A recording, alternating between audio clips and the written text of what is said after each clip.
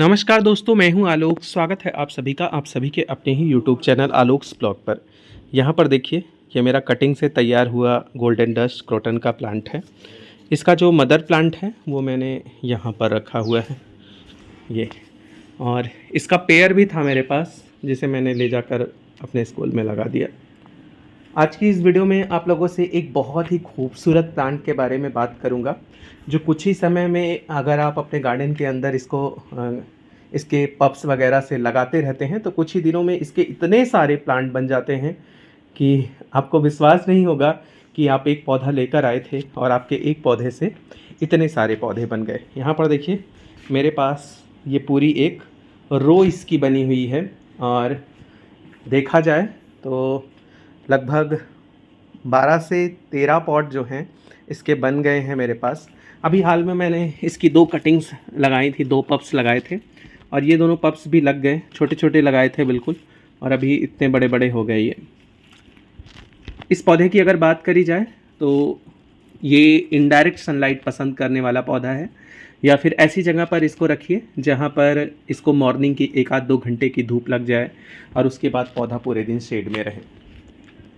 Indirect sunlight की बात अगर करूं तो मतलब सूर्य का प्रकाश इसके ऊपर डायरेक्ट नहीं पड़ना चाहिए, छन कर रोशनी आनी चाहिए इसके पास तक।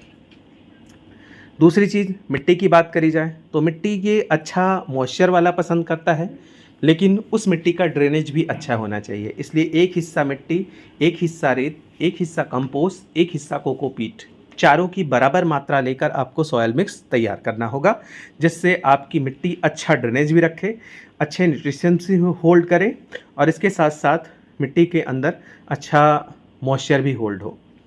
मतलब दोनों चीज़, ड्रेनेज और मॉइस्चर के साथ साथ अच्छे न्यूट्रिएंट्स भी मिल जाएं, जिससे इसकी ग्रोथ अच्छी हो।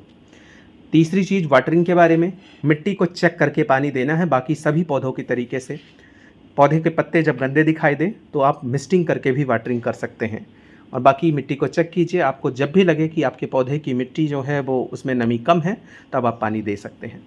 मेरे पास ऐसे बहुत सारे पौधे हैं जिन्हें मैं एक लेके आया था और मल्टीप्लाई होकर आज वो बहुत सारे पौधों में कन्वर्ट हो चुके हैं। जैसे कि ये स्नेक प्लांट डॉफ वाला, और उसके बाद ये सॉन्ग ऑफ इंडिया, जिसे मैंने अपने स्कूल में भी कई सारे ले जाकर लगाए, बहुत सारे लोगों को दिए भी।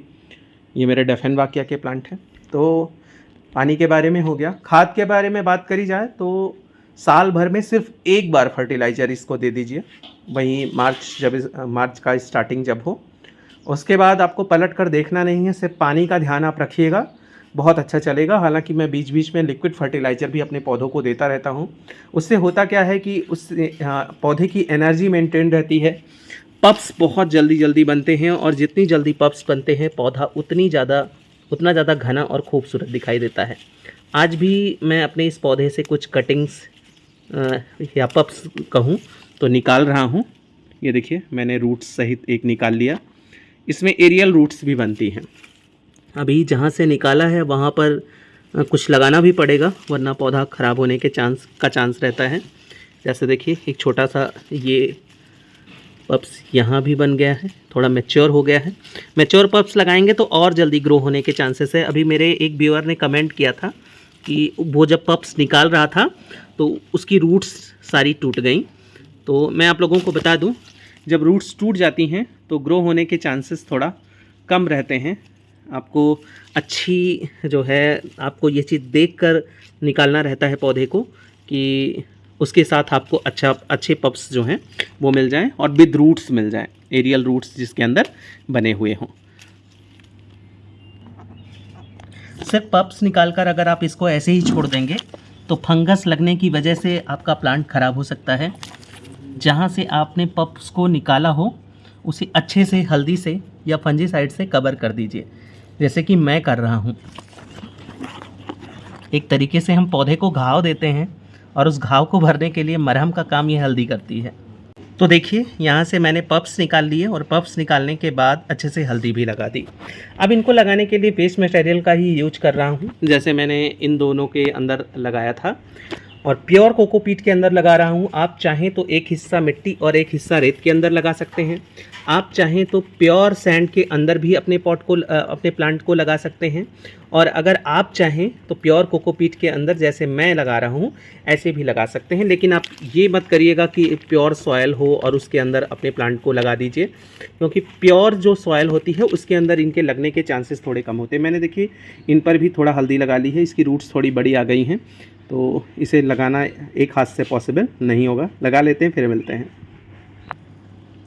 तो यहाँ पर देखिए मेरे दोनों पप्स लग गए, और उसके बाद पानी आपको बस उतना ही देना है कि नमी बन जाए इनके रूट्स और स्टेम्स के साथ थोड़ा सा, जिससे ये मिट्टी पर पकड़ बना पाएँ। आपके इस पौधे के साथ कभी कभी प्रॉब्लम ये देखने को मिलती है कि इसके पत्तों की जो टिप्स होती है ये वाली, जैसे कि मेरे पत्तों की बिल्कुल हेल्दी हैं, लेकिन बहुत सारे लोगों के साथ मेरे एक भी पत्तों की टिप्स आपको ब्राउन नहीं दिखाई देगी।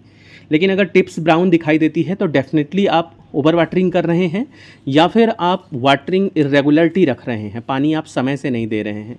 कभी आप बहुत पहले मतलब 1-2 दिन या तो जल्दी जल्दी दे रहे हैं, या फिर आप 3-3 4-4 दिन का गैप कर रहे हैं, समय से पानी नहीं दे रहे हैं। तो इन सब चीज़ों का ध्यान रखना बहुत ही ज़्यादा ज़रूरी है।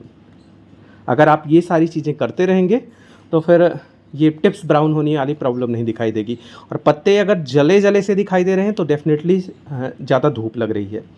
तो ये 2 चीज़ों का ध्यान बहुत अच्छे से रखिएगा। ऐसे ही आप भी प्रोपेगेट करके इस पौधे को ढेर सारे नए पौधे बना सकते हैं। इस वीडियो को यहीं पर एंड करते हैं। तब तक के लिए अपना और अपनों का ध्यान रखिएगा। Bye bye and take care.